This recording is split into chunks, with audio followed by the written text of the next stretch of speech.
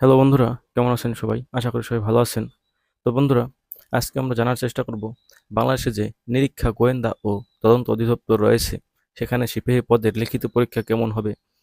সেখানে কি, কি আসতে পারে? কোন, কোন টপিক থেকে প্রশ্ন আসবে এবং কোন, কোন সাবজেক্ট লিখিত পরীক্ষায় আসবে? সেসব সম্পর্কে আজকে আমরা জানার চেষ্টা করব। তো বন্ধুরা, চলুন দেরি না করে ভিডিওটি শুরু করে দিই। বন্ধুরা, যারা এখন আমার চ্যানেলটিকে সাবস্ক্রাইব করেনি, তারা অবশ্যই আমার চ্যানেলটিকে সাবস্ক্রাইব করে দিয়ে পাশে থাকবেন। তো বন্ধুরা, লিখিত পরীক্ষায় কী কী আসতে পারে সেগুলো নিয়ে আমি একটি লিস্ট তৈরি করেছি, সেটি আপনাদের পরে পরে শোনাবো। বন্ধুরা, নিরীক্ষা, গোয়েন্দা ও তদন্ত অধিদপ্তর দেশের একটি অত্যন্ত সংবেদনশীল ও গুরুত্বপূর্ণ সরকারি প্রতিষ্ঠান। সিপাহী পদে যোগ্য হতে হলে লিখিত পরীক্ষায় ভালো স্কোর করা খুবই গুরুত্বপূর্ণ। নিচে বিষয়ভিত্তিক যে সাজেশন তৈরি করেছি সেটি পরে শোনানো হলো। প্রথমে রয়েছে বন্ধুরা সাধারণ জ্ঞান থেকে প্রশ্ন আসবে, সেখানে প্রায় 30 নম্বরের মতো আসতে পারে। বন্ধুরা, লিখিত পরীক্ষা কিন্তু দুইভাবে অনুষ্ঠিত হতে পারে, অর্থাৎ 70 মার্কের অথবা 100 মার্কের। তো বন্ধুরা, আমরা 100 মার্কেরটা দেখে নেব। যদি 70 মার্ক আসেও, তবেও এই টপিক থেকেই আসার চেষ্টা করবে।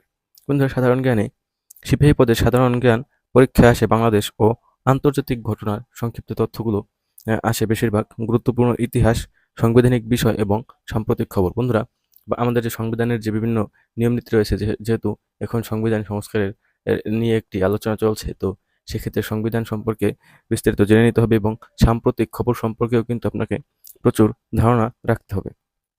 আপনারা বাংলাদেশ স্বাধীনতা যুদ্ধ ও ইতিহাস সম্পর্কে জানতে হবে। সংবিধান ও রাষ্ট্রের গুরুত্বপূর্ণ প্রতিষ্ঠান সম্পর্কে জানতে হবে, যেমন ন্যায়পাল, দুদক, এই বিভিন্ন যে প্রতিষ্ঠানগুলো রয়েছে সাংবিধানিক, সেই সব প্রতিষ্ঠান সম্পর্কে জানতে হবে। তারপরে সাম্প্রতিক জাতীয় ও আন্তর্জাতিক খবর, যেমন ইরানে যুদ্ধ হচ্ছে, আমেরিকা, তারপর ইসরায়েল, বিভিন্ন দেশে কাতার, কুয়েত, লেবানন, এইসব দেশের যে অভ্যন্তরীণ পরিস্থিতি, এইসব সম্পর্কে কিন্তু আপনাকে জানতে হবে। বন্ধুরা, গেল এটা। তারপর রয়েছে গুরুত্বপূর্ণ ব্যক্তিত্ব বা রাষ্ট্রনেতা। বন্ধুরা, বিভিন্ন যে দেশের রাষ্ট্রনেতা রয়েছে বা গুরুত্বপূর্ণ ব্যক্তিরা রয়েছে, তাদের সম্পর্কেও কিন্তু জানতে হবে। মাসে একবার জাতীয় ও আন্তর্জাতিক সংক্ষিপ্ত বিবরণ পড়ুন। অর্থাৎ বন্ধুরা, এটি মানে হচ্ছে কারেন্ট অ্যাফেয়ার্স যে রয়েছে, সেই কারেন্ট অ্যাফেয়ার্স বা কারেন্ট ওয়ার্ল্ড বা জয়কলির বিভিন্ন ইসের প্রকাশনীর কিন্তু আপনি মাসিক যে পত্রিকা থাকে সেগুলো পড়তে পারেন। বন্ধুরা, তারপর গুরুত্বপূর্ণ দিন ও ঘটনাগুলো পড়ে নেবেন। অনলাইন নিউজ ও সংক্ষিপ্ত সাধারণ জ্ঞান বই পড়তে হবে। বন্ধুরা, অনলাইনে যে নিউজ রয়েছে, যে আমাদের যে খবরের পত্রিকা অনেকেই পড়ার সময় পান না, তাই অনলাইন থেকে পড়ে নেবেন। এরপর বন্ধুরা, জিকে এর পরে আসছে ইংরেজি ভাষা ও রিডিং কম্প্রিহেনশন। বন্ধুরা, ইংলিশ থেকে কি কি আসতে পারে? লিখিত পরীক্ষায় ইংরেজি অংশে আসে গ্রামার, ভোকাবুলারি যেমন সিনোনিম, অ্যান্টোনিমস। তারপর রয়েছে রিডিং কম্প্রিহেনশন। বন্ধুরা, গ্রামার থেকে কিন্তু আসতে পারে টেন্স, অ্যাক্টিভ বা প্যাসিভ ভয়েস। তারপর রয়েছে আর্টিকেলস, প্রিপোজিশন ইত্যাদি। বন্ধুরা, ন্যারেশন রয়েছে, সাবজেক্ট, ভার্ব, এগ্রিমেন্ট রয়েছে, ভয়েস চেঞ্জ, এইসব বন্ধুরা আসতে পারে। বন্ধুরা, ভোকাবুলারির মধ্যে রয়েছে সিনোনিম, অ্যান্টোনিমস, অর্থাৎ বন্ধুরা বিপরীতার্থক শব্দ এবং সমার্থক শব্দ আসতে পারে। One word, one word, one word substitution, এসব আসতে পারে। এরপর রয়েছে রিডিং কম্প্রিহেনশন। সংক্ষিপ্ত প্যাসেজ পড়ে প্রশ্নের উত্তর দিতে হতে পারে, বা লিখিত পরীক্ষায় যেহেতু শব্দ তৈরি করতে দিতে পারে। তারপরে সাইডমস অ্যান্ড ফ্রেজ রয়েছে বন্ধুরা। সেখানে কিন্তু আপনাকে একটি শব্দ দেওয়া হবে, সেটি থেকে কিন্তু আপনাকে বাক্য বানাতে হবে, এটি বেশি আসার সম্ভাবনা রয়েছে। বন্ধুরা, এরপর প্রতিদিন অন্তত অনেকটা সময় কিন্তু আপনাকে ইংলিশের পিছনে দিতে হবে, কেননা ইংলিশের চাকরির ক্ষেত্রে খুবই কঠিন প্রশ্ন আসে। বন্ধুরা, ভোকাবুলারি এবং গ্রামার কিন্তু নিয়মিত অনুশীলন করতে হবে। বন্ধুরা, সংক্ষিপ্ত প্যাসেজ পড়ে পড়ে কিন্তু আপনাকে দেখতে হবে যে সেখানে কি কি প্রিপোজিশন ব্যবহার করা হয়েছে, সেখানে কোন টেন্স রয়েছে, এসব কিন্তু আপনাকে খেয়াল করে দেখতে হবে। এরপর বন্ধুরা, চলে আসবো গণিতে। গণিত ও মানসিক দক্ষতা থেকে কিন্তু প্রায় 20 মার্কের মতো থাকতে পারে। তো সেক্ষেত্রে গণিতেও কিন্তু অনেক প্রায়োরিটি দিতে হবে। বন্ধুরা, সাধারণ গণিত থেকে আসে মূলত মানসিক অঙ্ক, লজিক্যাল রিজনিং এবং মানসিক দক্ষতা। বন্ধুরা, যেহেতু একটি ভ্যাট গোয়েন্দার চাকরি, তাই অবশ্যই গণিত থেকে একটু হার্ড কোয়েশ্চেন আসতেই পারে। সেক্ষেত্রে কিন্তু আপনার বলার কিছু থাকবে না।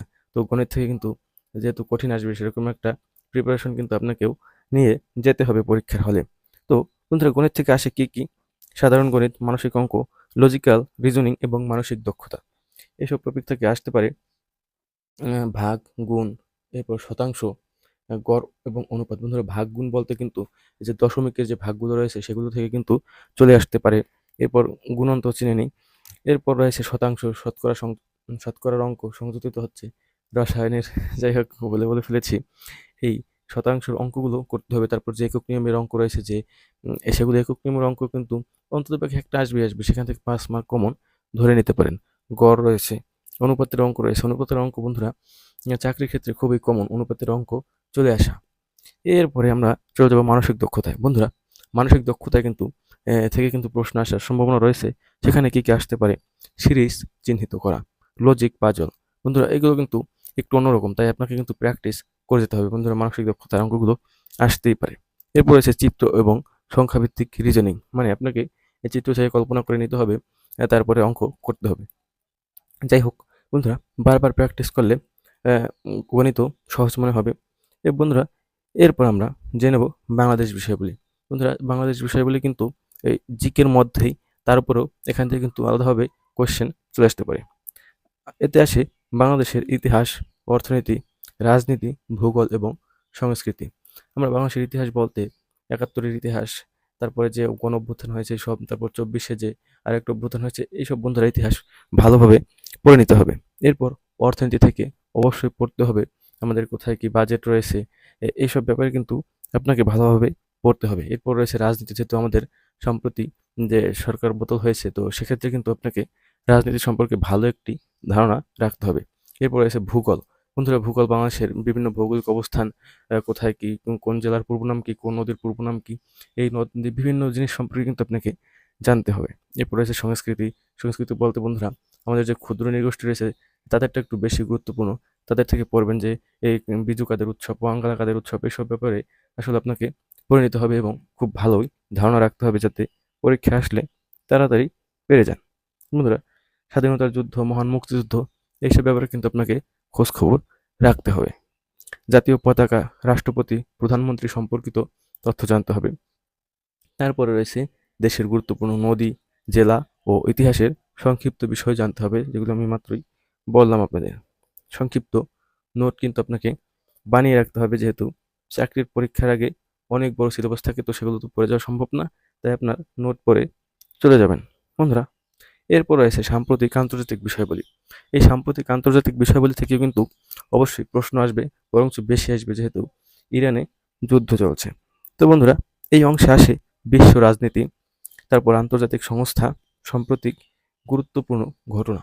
বন্ধুরা এবার আমরা জেনে নেব বিশ্ব রাজনীতি মানে কি, আন্তর্জাতিক সংস্থা কি কি, এইসব। জাতিসংঘ, ন্যাটো বা আন্তর্জাতিক যে চুক্তিগুলো রয়েছে, অসলো চুক্তি বা বিভিন্ন যে চুক্তি রয়েছে, সেই সব চুক্তি সম্পর্কে কিন্তু খুব ভালো ধারণা থাকতে হবে।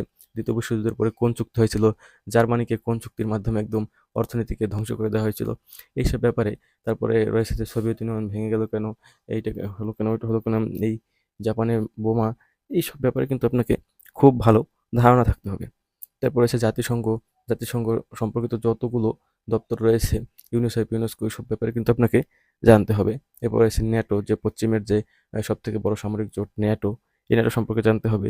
ইউরোপীয় ইউনিয়ন রয়েছে যে ইইউ, যেখানে আমাদের বাংলাদেশে যাওয়ার জন্য পাগল, তো সেই ইউরোপিয়ান ইউনিয়ন সম্পর্কেও কিন্তু জানতে হবে। সেনজেন ভিসা দেয় যারা, তো তাদের ক্ষেত্রে জানতে হবে সেনজেনভুক্ত কয়টি দেশ রয়েছে। আপনারা কমেন্টে বলে যান, দেখি ইতালির লাভার কয়জন ভাইয়েরা আছে আমার ভিডিও দেখে। এরপর বন্ধু রয়েছে আন্তর্জাতিক চুক্তি, তো বললাম। সাম্প্রতিক বিশ্ব সংঘর্ষ বা শান্তি চুক্তি, এগুলো জানতে হবে। সাম্প্রতিক বিশ্ব সংঘর্ষ মানে কি, সেগুলো কিন্তু জানতে হবে। বন্ধুরা এই বিশ্বে কিন্তু প্রচুর জায়গায় জায়গায় যুদ্ধ চলছে, তো সেক্ষেত্রে প্রত্যেকটি জায়গায় কিন্তু আপনাকে পড়তে হবে। এরপর রয়েছে গুরুত্বপূর্ণ আন্তর্জাতিক নেতাদের নাম ও পদবি। বন্ধুরা দেখেন, আয়াতুল্লাহ আল খামেনি কিন্তু ইরানের সর্বোচ্চ নেতা ছিল। এখন তার পদবি কি আপনারা যদি জিজ্ঞেস করি, তাহলে কিন্তু আপনার অধিকাংশ আছে কিনা বলতে না পারে। বন্ধুরা এরকম তাদের কিন্তু পদবিগুলো জানতে হবে, কে কোন উপাধি পেয়েছে সেগুলো কিন্তু জানতে হবে। বন্ধুরা এরপর রয়েছে যে পুরস্কার এবং খেলা। বন্ধুরা নোবেল পুরস্কার 2026-এর জন্য কে কে মনোনীত হয়েছে, কে কে পেয়েছে, কোন বিষয় পেয়েছে, এগুলো।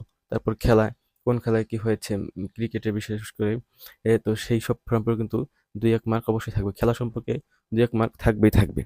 বন্ধুরা এরপর রয়েছে যে পুরস্কার, যে আমাদের দেশে যে পুরস্কার আছে, আমাদের দেশের সর্বোচ্চ পদক কি, স্বাধীনতা পদক, বেসামরিক, তারপর রয়েছে 21 পদক। এই পদকগুলো সম্পর্কে জানতে হবে আমাদের। যে বছর 9 জনে হয়তো বা পদক পেয়েছে, সেই 9 জন কারা কারা কোন বিষয়ে পদকগুলো পেলো, তো এইসব ব্যাপারে জানতে হবে। এসব ব্যাপারে জানলে অবশ্যই 1-2 মার্ক এখানে কমন আসবে, আর চাকরির ক্ষেত্রে 1 মার্ক আপনাকে অনেক দূর এগিয়ে রাখবে। বন্ধুরা, এবার আমরা সমস্ত কিছু সামারাইজ করে একটা আপনাকে সাজেশন দেওয়ার চেষ্টা করবো, যেহেতু ভিডিও প্রায় 10 মিনিটের কাছাকাছি হয়ে গিয়েছে। বন্ধুরা, সমস্ত বিষয়কে ভাগ করতে হবে general knowledge, English, mathematics, Bangladesh and international affairs. তো এইগুলোকে আলাদা আলাদা ভাগ করে আলাদা আলাদা রুটিন করে পড়তে হবে, যেহেতু চাকরি যে কোনো সময় আপনাদেরকে কিন্তু মেসেজ দিতে পারে। যেহেতু দেশের অবস্থা এখন স্বাভাবিক, তাই চাকরি যে কোনো সময় মেসেজ দিয়ে আপনাদেরকে ডেকে নিতে পারে পরীক্ষার জন্য। এরপরে বন্ধুরা, প্রতিদিন কিন্তু সময় দিয়ে প্রত্যেকটি বিষয়কে সমানভাবে গুরুত্ব দিয়ে কিন্তু পড়াশোনা করতে হবে। এবার প্র্যাকটিস পেপার, এমসিকিউ, এগুলো কিন্তু আলাদা আলাদা করতে হবে, যেহেতু এখানে লিখিত পরীক্ষা আসবে, তাই আপনাকে লিখিতের উপর বেশি জোর দিয়ে করতে হবে। এরপর হচ্ছে আগের সেশনের প্রশ্ন সমাধান করুন। বন্ধুরা, আমি এখনো খুঁজছি যে ভ্যাট ও নিরীক্ষা যে গোয়েন্দা অধিদপ্তর রয়েছে, সেখানে কি আগের কোনো পরীক্ষা ছিল কিনা। তো সেই পরীক্ষার কোনো প্রশ্ন পেলে আমি অবশ্যই সেটি নিয়ে ভিডিও বানিয়ে ইউটিউবে আপলোড করবো, আপনারা অবশ্যই দেখার জন্য আমন্ত্রিত। বন্ধুরা, এরপর মক টেস্টের জন্য প্রস্তুত থাকতে হবে, যেহেতু আপনার এখানে ফিটনেস টেস্ট করা হবে, তাই কিন্তু আপনাকে ফিট হয়ে যেতে হবে। বন্ধুরা, এই ছিল মূলত আজকের ভিডিও। আপনারা আশা করি জানতে পেরেছেন যে কোন কোন টপিক থেকে প্রশ্ন আসতে পারে জাতীয় নিরীক্ষা, গোয়েন্দা ও তদন্ত অধিদপ্তর। বন্ধুরা, সকলেই বন্ধুরা ভালো রেজাল্ট করুন, চাকরি বাকরি পান, তারপর আমাকে মিষ্টি খাওয়াইয়েন। যাই হোক বন্ধুরা, এই যে প্রশ্ন সম্পর্কিত ভিডিও পেতে হলে অবশ্যই কমেন্টে জানাবেন। ধন্যবাদ।